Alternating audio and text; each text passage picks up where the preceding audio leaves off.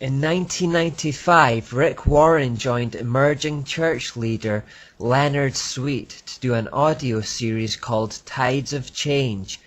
In it, they talked about a new spirituality which was necessary for an age of transition in which the old modern ways of yesterday no longer worked effectively.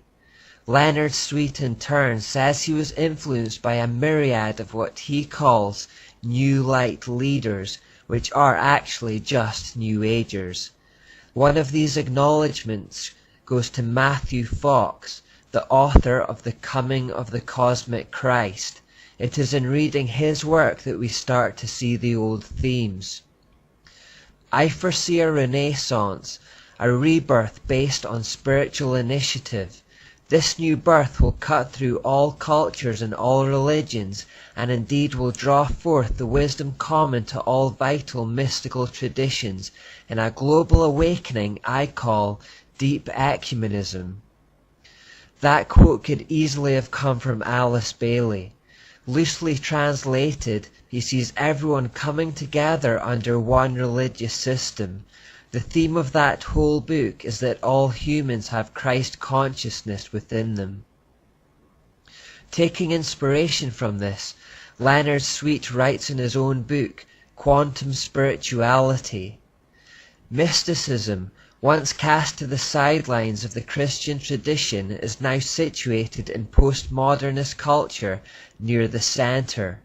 Too many people are nothing, as our empty pews are shouting at us, because we give them neither an energy fire experience of Christ, nor the Christ of an energy fire experience. We may help them apprehend reality through the rudiments of mystical speculations. Mysticism begins in experience, it ends in theology.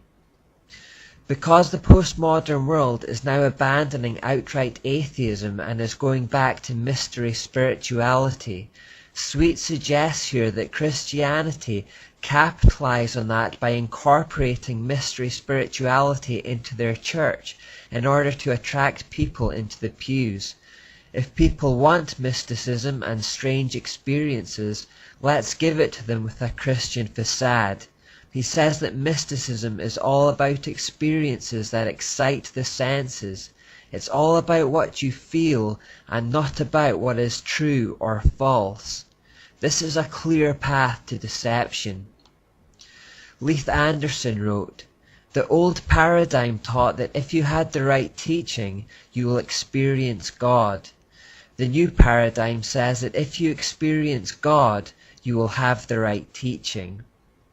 What you feel comes first. What is true comes second. Therefore, all Satan has to do is give them a strange experience, and they will not question its source. They will assume it has come from God and follow it.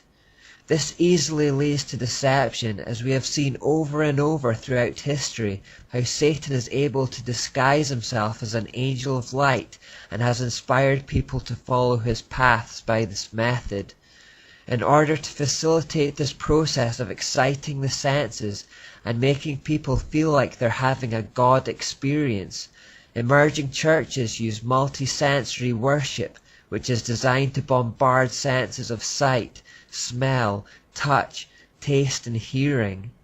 This sensory overload makes you feel a certain way, even if it's done with smoke and mirrors, and therefore you are inclined to trust and absorb the teaching, however dark it may be. Speaking of darkness, one of the keys to emerging worship is creating an atmosphere of darkness. Emerging leader Dan Kimball writes, "In the emerging culture, darkness represents spirituality. We see this in Buddhist temples as well as Catholic and Orthodox churches. Darkness communicates that something serious is happening. You see, because they are part of a conversation and feel it's arrogant to claim Christianity is any better than another religion, they feel they have something to learn from things like Buddhist temples, and are therefore ready to incorporate elements of other religions into their own. Just as there isn't anything really new about the New Age at all, and it's just a regurgitation of ancient ideas, the same is true for the emerging church. They talk about a new way of doing things for the postmodern era, but it's really just incorporating old lies.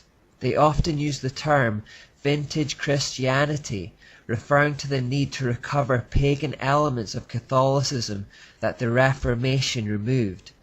They may also use the term ancient future worship, which implies the same thing, rediscovering ancient Babylonian mystical ideas for the future.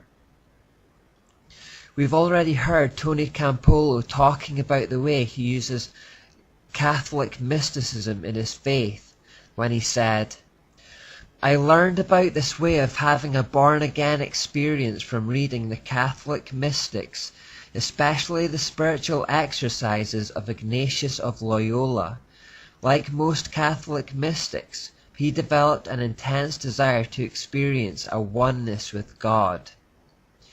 We know that these spiritual exercises led to an encounter in the cave with a serpent, and his so-called secret knowledge had ugly consequences, to say the least.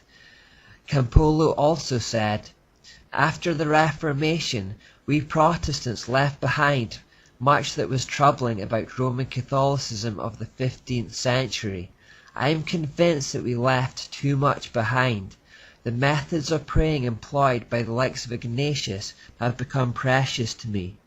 With the help of some Catholic saints, my prayer life has deepened." So along with the rest of the emergent movement, he's saying, let's put aside our differences with Catholicism and undo the Reformation by merging Christianity with it. How quickly people forget.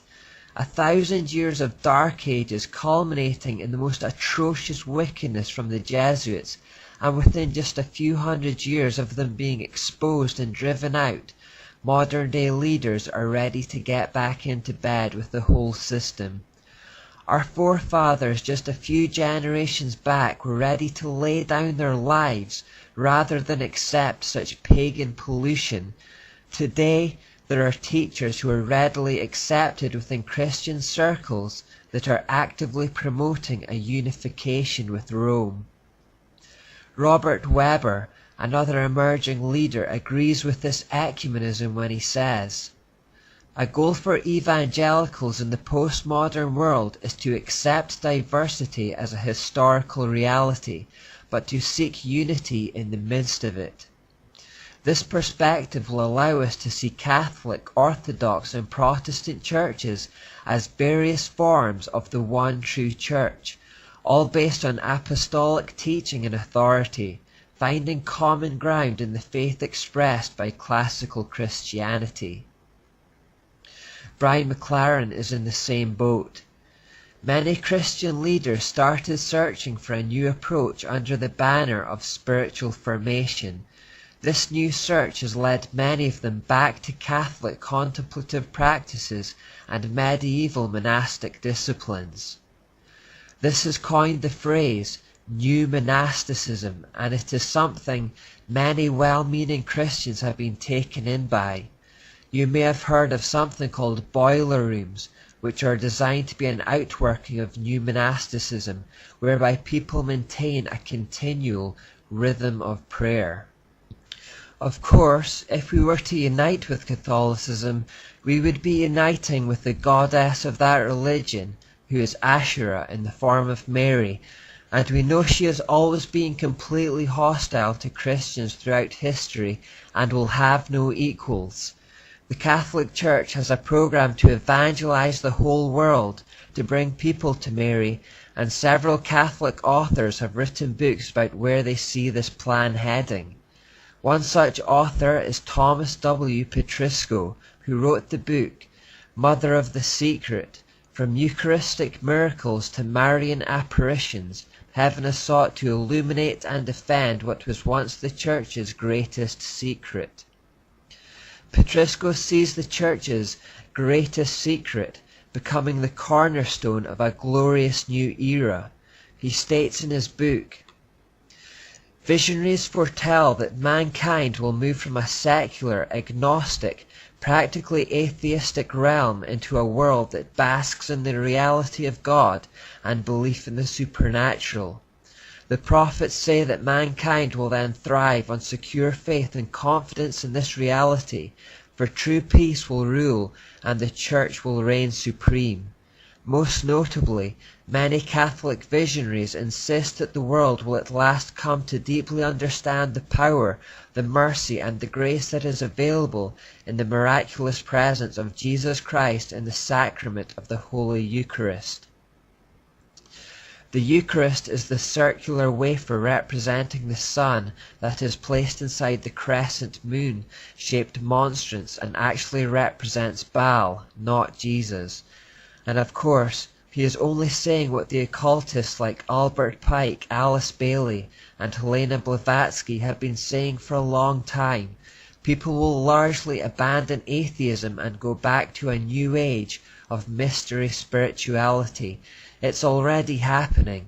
But the key point is that he believes that Mary, aka Asherah, will be key to all this. It is said that the triumph of the Immaculate Heart of Mary during our times will gloriously lead the world into a new era of peace. Ted and Maureen Flynn expand upon this idea in their book, The Thunder of Justice. As John the Baptist prepared the way for the first coming of Christ, Mary prepares the way for his second coming. Mary proclaims that a new world and era is upon us, and the triumph of her Immaculate Heart and the second Pentecost will usher in the reign of the Sacred Heart of Jesus. Occultists believe that the goddess is preparing the way for their Antichrist.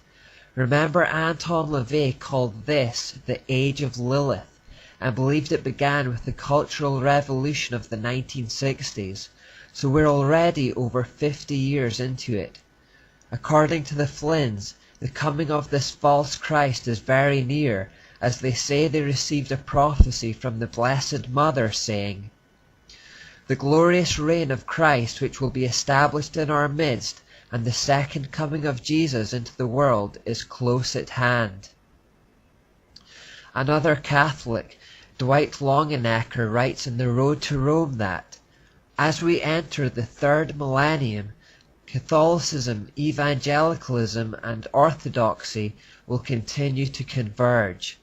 Thomas Merton, a Catholic mystic who has been an inspiration to many in the emerging movement, sums up what many feel. We are already one, but we imagine that we are not, and what we have to recover is our original unity. The emerging church that embraces these ideas of ecumenism is trying to lead evangelical Christians back to Rome and the mysteries that course through its veins.